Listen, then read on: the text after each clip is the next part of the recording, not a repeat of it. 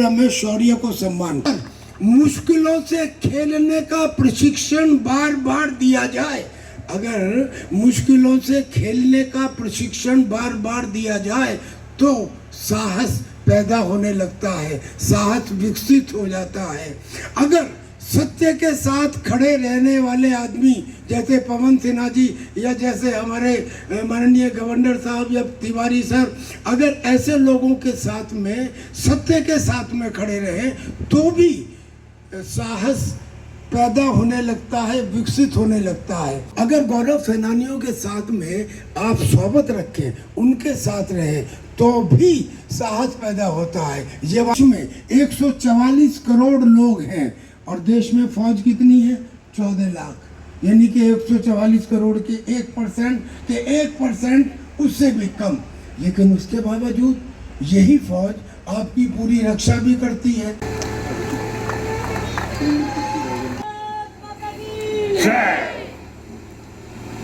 ये जो शंख की ध्वनि थी, वाइब्रेशन थी, ये ब्रह्मांड का आदेश है। और मुझे ऐसा लगता है कि ये जो परिवार है ये हर एक परिवार से अलग है। मुझे तो ये क्षण, ये स्थान, ये मेरा परिवार पूरे विश्व में बिल्कुल अलग लगता है। आज मेरे लिए यहां पर इस स्थान में आना, इस शहीद स्मारक में आना एक त्रिशूल के तीसरी बार की तरह है।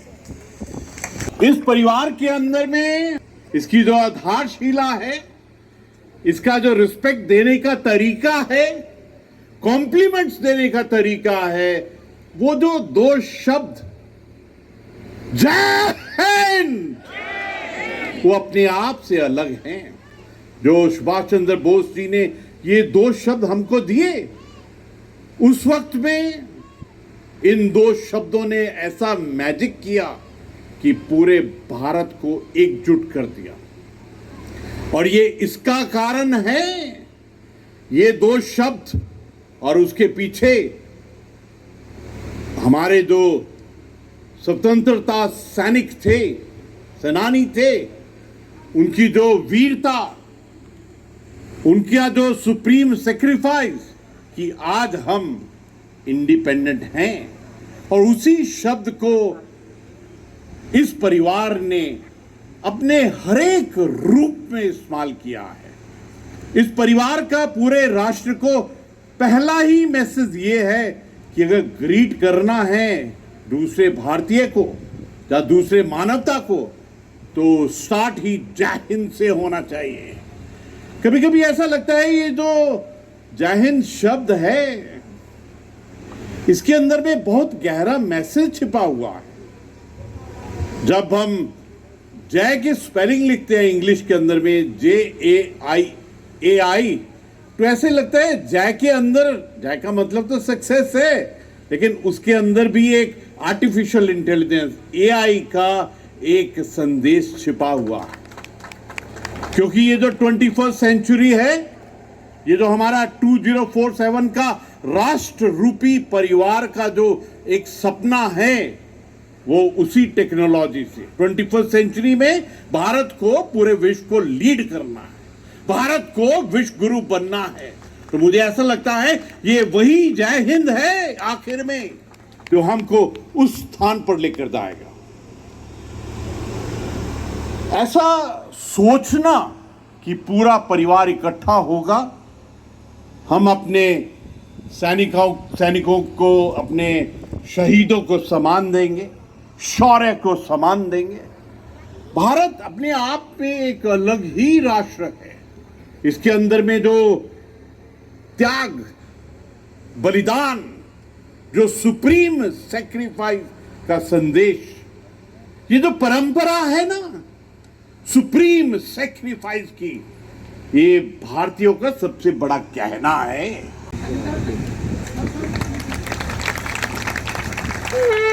तो तालियों से हम धन्यवाद देंगे गवर्नर सर को।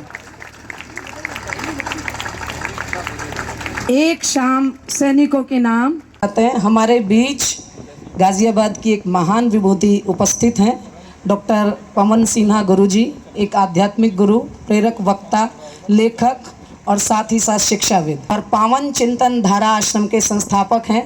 तो मैं ज़्यादा समय न लेते हुए आमंत्रित कर रही हूँ गुरुजी।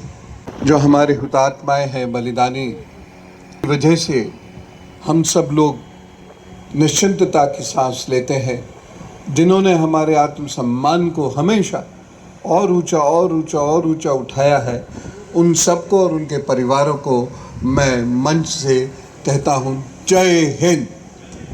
आज का युग बहुत कुछ बदल चुका है।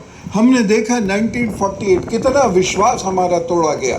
1948 के बाद 62, 65, 71, 84 और उसके बाद 99 कारगिल और उसके बाद ऑपरेशन सिंदूर और बीच में जो सर्जिकल स्ट्राइक हुई, कई बार हम लोगों ने चोट खाई है। और हमें अब ये समझ में आना चाहिए कि हम चाहें जीवन में कोई भी व्यापार करें, नौकरी करें, कुछ भी करें, लेकिन हमारे भीतर शौर्य की कमी नहीं होनी चाहिए। आज वो हमारे बीच आए, सम्मानित मंच और सभी देशभक्त नागरिकों को, जो पूर्व सैनिक और हमारे साथी जो भी देशभक्त हैं, उनको सबको जय हिंद के साथ सर्वप्रथम मैं अभिवादन करती हूँ।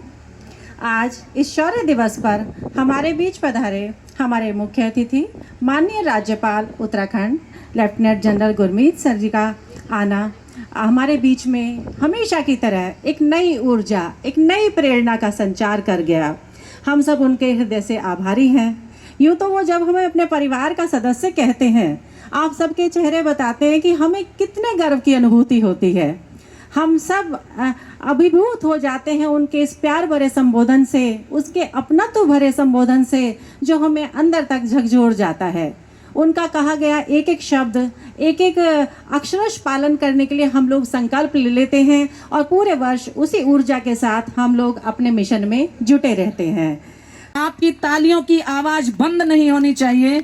हम सभी की तरफ से इन सबका सम्मान शहीद कॉर्पोरल भीम सिंह दोहन जी की पत्नी श्रीमती राकेश दोहन जी, शहीद गनर विनोद कुमार की माता श्रीमती पुष्पा देवी जी, शहीद गनर राजीव सिसोदिया जी की माता जी श्रीमती मधुबाला सिसोदिया जी, 1857 के ठाकुर दुर्गा सिंह की वंशज सुश्री मिथिलेश कुमारी जी, जहां भी हैं जल्दी से मंच पर आ जाइए। शहीद जेसीओ ईशेंद्र भदौरिया जी की पत्नी श्रीमती रजनी भदौरिया जी,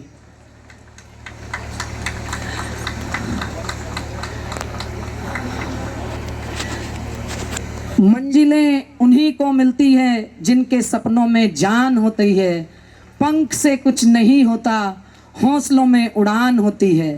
ये भी माएँ हैं, ये भी मेरी वो बहनें हैं जिन्होंने अपने घर के चिरागों को, अपने सुहाग के सिंदूर को बलिदान कर दिया।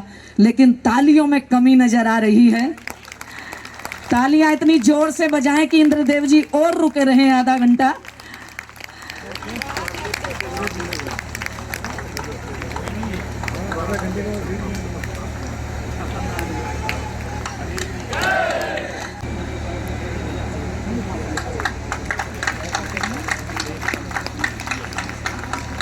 जिक्र अगर असली हीरो का होता है तो जुबां पर नाम इस देश के वीरों का होता है।